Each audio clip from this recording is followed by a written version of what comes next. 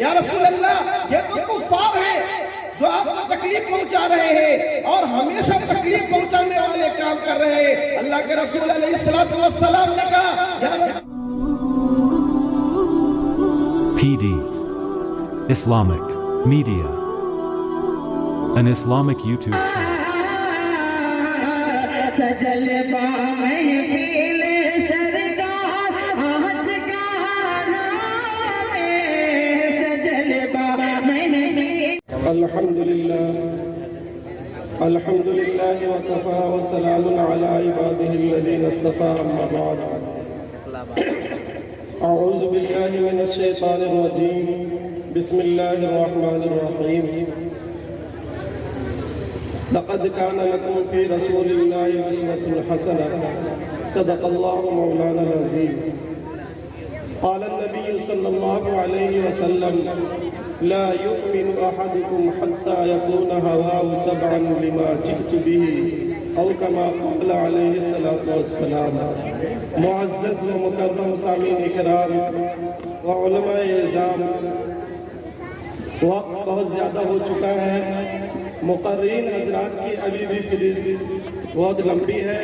انشاءاللہ میں اپنی بات کو 10 سے 15 منٹ کے اندر انشاءاللہ ختم کر دیں گے.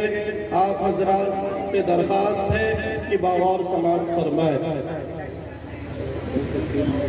معزز سامعین اکرام، تخلیق کائنات کے بعد اللہ رب العزت نے انسان کو وجود بخشا تو ساتھ ہی ساتھ بعثت نبوی کے مبارک سلسلے کا آغاز کر دیا گیا تاکہ ان کی امت، ان کی قوم، ان کے متبعین، ان کے پیروکار اور آئندہ آنے والی نسل اپنی نبی کی زندگی کو دیکھ کر، اپنی نبی کے کریکٹر کو نمونہ بنا کر، اپنی نبی کے حرکات و سکنات، اپنے نبی کے گفتار و کردار کو نمونہ بنا کر اس کی اقتداء اور پیروی کرے اور اس کے نقش قدم پر چل کر خدا کو راضی کرے اور اپنی زندگی کو دنیا اور آخرت دونوں جگہ گلے گلزار بنا. اسی مقصد کی تکمیل کے لیے اللہ رب العزت نے ہر دور، ہر زمانہ، ہر صدی کے اندر کسی نہ کسی انسان کو ہادی اور رہبر بنا کر مبعوث فرمایا. اس لیے کہ ساری دنیا عملی نمونہ کا محتاج ہے. اس کے بغیر کوئی نہ تو اپنی منزل کو پا سکتا ہے اور نہ اس کا تصور کیا جا سکتا ہے. میرے بزرگوں، میرے بھائیوں، صرف کتاب پڑھ کر کوئی عالم اور محدث نہیں بن سکتا. صرف کتاب پڑھ کر کوئی ڈاکٹر اور انجینئر نہیں بن سکتا. صرف کمپیوٹر بک پڑھ کر کے کوئی کمپیوٹر نہیں چلا سکتا. جب تک کہ کوئی اس کا مربی نہ ہو، جب تک کہ کوئی اس کا مسلم نہ ہو، جب تک کہ کوئی اس کا قائد نہ ہو.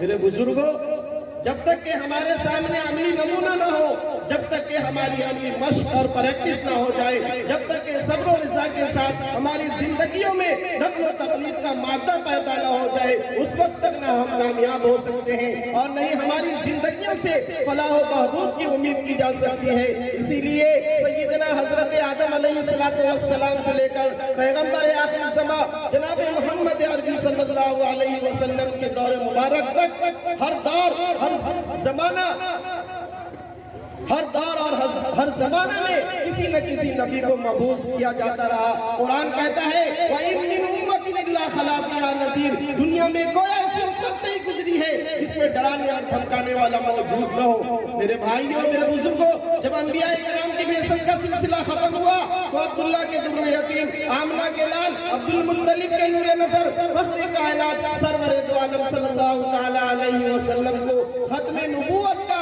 راز زوال تاج پہنا کر دنیا کے اندر مبعوث فرمایا گیا.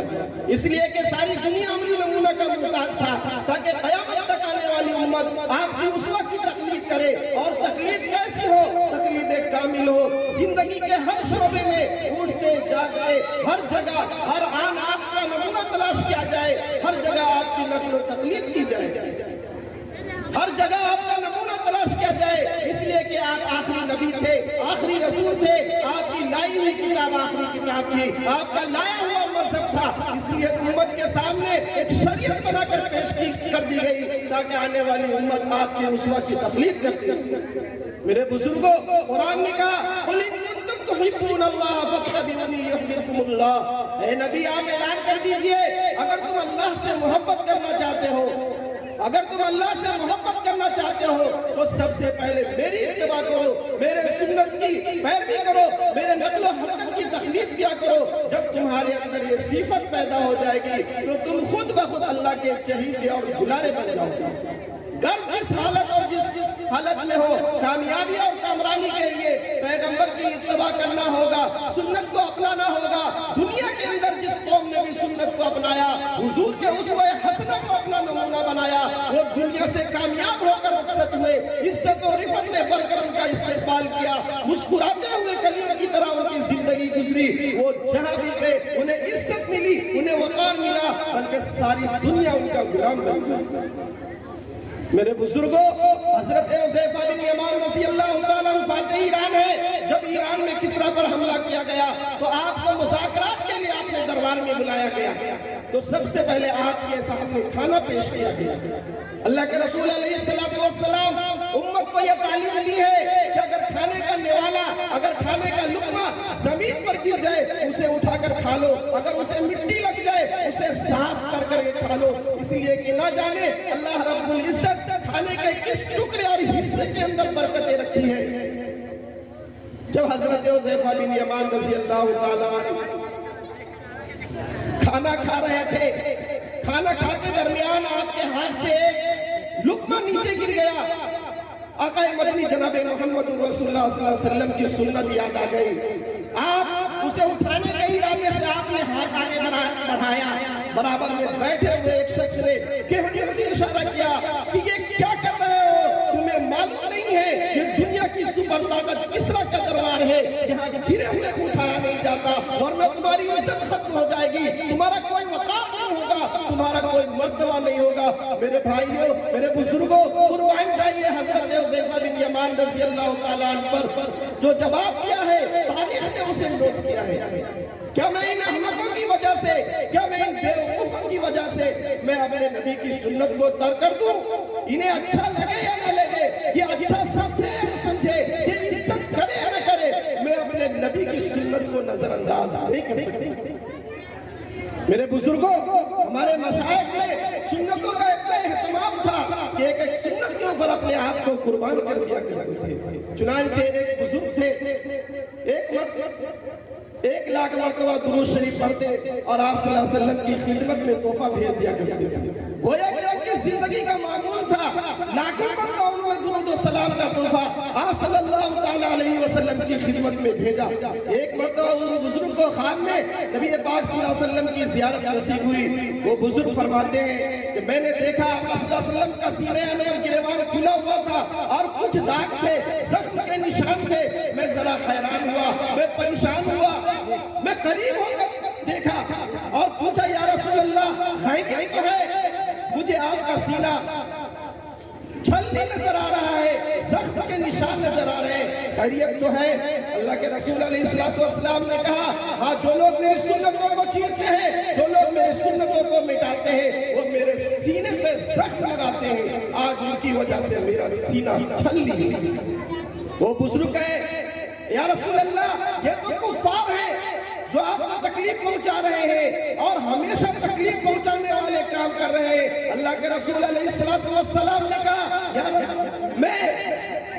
مجھے میرے رشتہ داروں میں کفار کی باتیں نہیں کر رہا ہوں، مجھے میرے رشتہ داروں نے تکلیف پہنچائی. جب میں چلا کرتا تھا میرے اوپر پتھر برسایا کرتا تھا، میرے اوپر مٹیاں پھینکا کرتا تھا، جب میں سستے کے جایا کرتا تھا میرے اوپر اونٹ کی اجریاں ڈال دیا کرتا تھا. مجھے ان سے کوئی گلہ نہیں، مجھے ان سے کوئی شکوہ نہیں، اس لیے کہ وہ کفار تھے. گلہ اور شکوہ مجھے سے ہے جو مجھے اپنا آقا اور سردار مانتے ہیں، جو کلمہ پڑھنے والے تھے، آج وہ بھی میری سنتوں کا اہتمام نہیں کرتے جتنا سنتوں کا اہتمام کرنا چاہیے.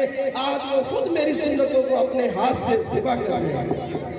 میرے بزرگوں، خواب کے اندر آپ صلی اللہ علیہ وسلم غمزدہ حالت میں ہیں. لوگ صبح اٹھتے ہیں چہرے سے سنت کو ہٹا کر گٹر کے اندر ڈال دیتے ہیں. آج ان کی وجہ سے آپ صلی اللہ علیہ وسلم کا سینہ چھلنی بنا ہوا ہے. گھر کے اندر بچہ بلب توڑ دیتا ہے، ماں تھپڑ لگا دیتی ہے، وہی بچہ سنت کو چھوڑتا ہے مگر ماں کے سر پر چھو تک نہیں رہتی، وہ ٹس سے مس نہیں ہوتی، باپ اس کا حساب تک نہیں لیتا. گویا کہ ان کی نظروں میں میری سنت सुन्नत 1 रुपए के बराबर भी अहमियत नहीं। ये मेरे वही उम्मती है जो हर वक्त दिल के अंदर हसरत और उम्मीदें रखे, मेरी शिफात की हसरत और उम्मीदें रखे हुए। मेरे बुजुर्गों, हम लोग जितने अमाल करते हैं, अल्लाह के रसूल अलैहिस्सलातु वस्सलाम क़यामत के दिन इस पर गवाह बनेंगे। और हम जितने अमाल करते हैं, हफ्ते में एक दिन जुमरात के दिन अल्लाह के रसूल अलैहिस्सलातु वस्सलाम की बारगाह में पेश किए जाते हैं। मेरे बुजुर्गों, मेरे नौजवानों, मेरे बुजुर्गों, जब हम मुसलमानों के अमाल को देखते होंगे, हम मुसलमान के घरों की जिंदगियों को देखते होंगे, तो आप सल्लल्लाहु अलैहि वसल्लम को कितनी तकलीफें पहुंचती होगी। मेरे बुजुर्गों, कुछ तो वो लोग हैं जो सुन्नतों का मजाक उड़ाते हैं अंग्रेजी तालीम पाकर, और कुछ तो वो लोग हैं जो मदरसे में पढ़कर भी सुन्नतों का एहतमाम नहीं करते। आज उनकी वजह से भी मेरा सीना छल्ली बना हुआ है। मेरे बुजुर्गों, अल्लाह के रसूल ने कहा, मैंने रात में सजदे में पढ़कर उम्मती उम्मती कहकर अल्लाह से दुआएं मांगता था। मैं रात में इतने लंबे लंबे सजदे किया करता था कि मेरी आयशा उठकर मेरे पांव के तलवों को देखा करती थी कि मेरे आका की रूह तो परवाज नहीं कर गई।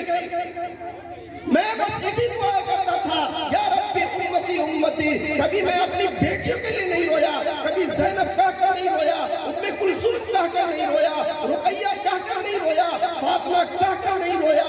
दुनिया के अंदर किसी का औलाद मर जाए 1 साल 2 साल होता है, मगर मैंने अपनी उम्मत के लिए 23 साल रोया, लेकिन मेरी उम्मत मेरी आंसू की कदर नहीं की। आज वो खुद अपने हाथों से मेरी सुन्नत को तोड़ने और मिटाने वाले बन गए। इसलिए मेरे बुजुर्गों, मेरे नौजवानों, आज इस जलसे से पैगाम लेकर जाइए। आज हम आप कहते हैं कि हमारे दुकान के अंदर बरकत नहीं, मकान के अंदर बरकत नहीं। मेरे बुजुर्गों, कहां से बरकतें आएगी? आपके घर के अंदर बरकतें आएगी जब आप सुन्नत के मुताबिक जिंदगी गुजारेंगे, शरीयत के मुताबिक जिंदगी गुजारेंगे। इंशाअल्लाह अहद कीजिए, इंशाअल्लाह आज से हम सुन्नत के मुताबिक, शरीयत के मुताबिक जिंदगी गुजारेंगे। इन्हीं चंद बात पर मैं अपनी बात को खत्म करता हूँ। आमीन सुम्मा आमीन व मा अलैना इल्ला अल बलाग। अगर आप YouTube पर हमारा चैनल देख रहे हैं तो कृपया सब्सक्राइब करें, और अगर Facebook पर देख रहे हैं तो पेज को फॉलो करें। आपका अपना चैनल PD इस्लामिक मीडिया।